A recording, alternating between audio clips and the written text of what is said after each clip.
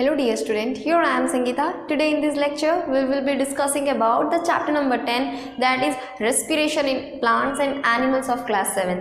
बस जैसे कि हम लोगों ने दो पार्ट्स कंप्लीट कर लिए हैं that is respiration in plant और एनिमल्स के, तो आज हम रेस्पिरेशन इन प्लांट्स और एनिमल्स का मेन टॉपिक चालू करेंगे that is what is respiration. Respiration के बारे में हमने पढ़ लिया था कि रेस्पिरेशन क्या होता है, that is internal and external, that is respiration breathing और उसमें भी एनर्जी प्रोड्यूस होना, then that type of process is known as to be in respiration. So respiration कितने टाइप्स के होते हैं? दो टाइप्स के होते हैं, that is aerobic and anaerobic respiration. Where is aerobic से हम एयर याद रख सकते हैं, दैट इज एयर के प्रेजेंस में अगर ग्लूकोज ब्रेक डाउन होता है और उसमें क्या फॉर्म होता है, एनर्जी जो है excess amount of energy produce होती है, then that type of respiration is known as to be an aerobic respiration. Anaerobic मतलब एन मतलब एब्सेंस, एरो मतलब air, so an absence that is absence of air में अगर glucose जो है break down होता है और उसमें से एनर्जी फॉर्म होती है, then that type of respiration is known as to be an anaerobic respiration. So let's start our topic that is type of respiration. कितने टाइप्स के रेस्पिरेशन है? दैट इज टू टाइप्स के, aerobic and anaerobic respiration. Now aerobic respiration क्या होता है? Organisms obtain energy by breaking down sugar in the presence of oxygen into carbon dioxide and H2O, that is water.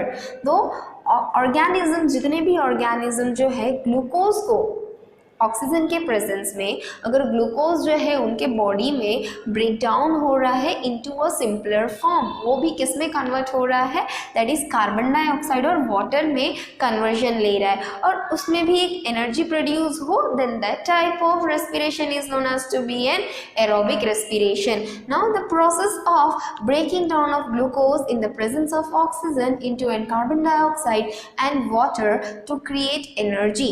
अब ये process को हम actually में बोलते क्या है, हमने सेल्यूलर रेस्पिरेशन देखा था कि सेल में ऑक्सीजन के प्रेजेंस में ग्लूकोज का ब्रेक डाउन होना, then into a carbon dioxide and water और उसमें भी एनर्जी फॉर्मेशन लेती है। So that type of respiration is known as to be in cellular respiration और टिश्यू रेस्पिरेशन। सो सेम इधर भी वही बोल रहे हैं, the process of breaking down of glucose into in presence of oxygen. Oxygen के प्रेजेंस में अगर ग्लूकोज का ब्रेक डाउन हो रहा है, किसमें कन्वर्जन ले रहा है, कार्बन डाइऑक्साइड और वाटर में, और उसी के साथ साथ एनर्जी भी बन रही है, then that type of respiration is known as to be in cellular respiration और टिश्यू रेस्पिरेशन। नाउ इधर जो मैंने CR लिखा है that is a cellular respiration. अब इस सेल्यूलर रेस्पिरेशन में अगर ऑक्सीजन का और ज़्यादा यूटिलाइजेशन हो तो उस प्रोसेस को हम क्या बोलते हैं, aerobic respiration. AR means, AR stands for aerobic respiration.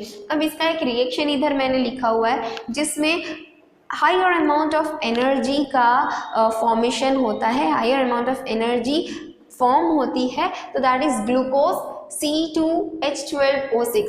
So this is the glucose plus carbon dioxide gives. अब ग्लूकोज, इधर ऑक्सीजन आएगा, ओके। सो ग्लूकोज और ऑक्सीजन के प्रेजेंस में क्या फॉर्म हो रहा है, कार्बन डाइऑक्साइड और वाटर फॉर्म हो रहा है और उसी के साथ साथ क्या बन रहा है, दैट इज एनर्जी बन रहा है। इसी रिएक्शन को हम क्या बोलते हैं, एरोबिक रेस्पिरेशन बोलते हैं। वेयर इज एनारोबिक रेस्पिरेशन का मतलब क्या होता है, जो भी ऐसा रिएक्शन जिसमें ऑक्सीजन के एब्सेंस में ग्लूकोज जो है वो कार्बन डाइऑक्साइड और एनर्जी में कन्वर्जन ले, then that type of respiration is known as to be an anaerobic respiration.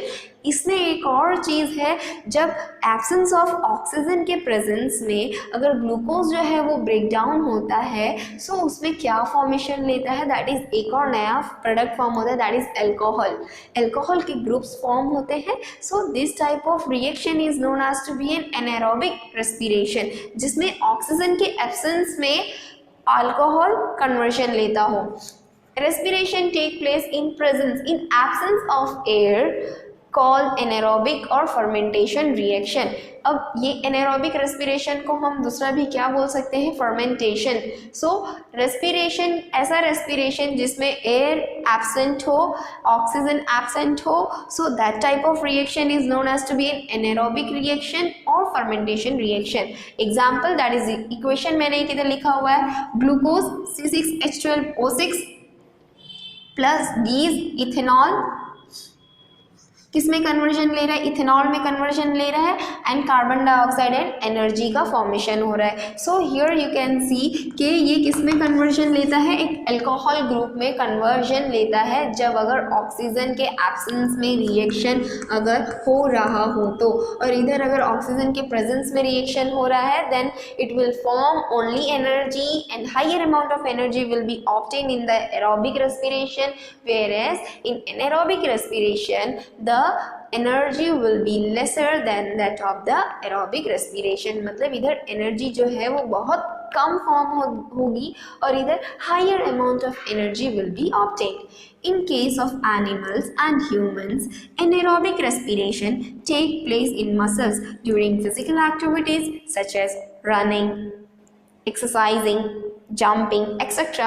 but only for a short period of time। अब क्या बोल रहे हैं कि एनिमल्स या तो फिर ह्यूमंस ले लो, उनमें भी एनारोबिक रेस्पिरेशन होता है।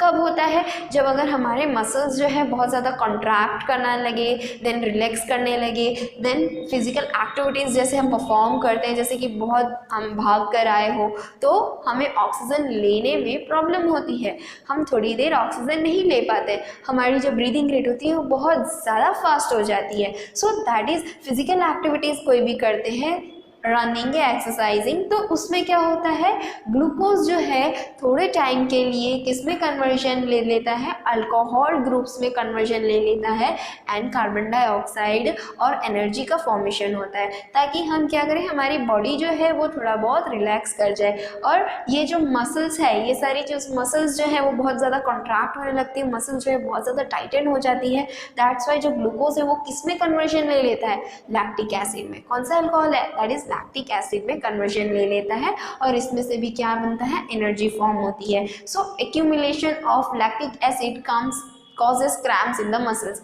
और आपने देखा होगा कि बहुत ज़्यादा काम करने पर हमारे हाथ पैर मसल्स में बहुत ज़्यादा पेन होने लगता है, उसमें जकड़ आ जाती है। सो बिकॉज लैक्टिक एसिड जो है हमारे बॉडी ने एक्यूमुलेट कर लिया है, इसी की वजह से क्रैम्प्स स्टार्ट हो जाते हैं हमारे बॉडी में, हमारे मसल्स में क्रैम्प्स देखने को मिलते हैं, हमारे बॉडी में पेन देखने को मिलता है। So here we have completed with the types of respiration. In next lecture we will be discussing about more sub topic.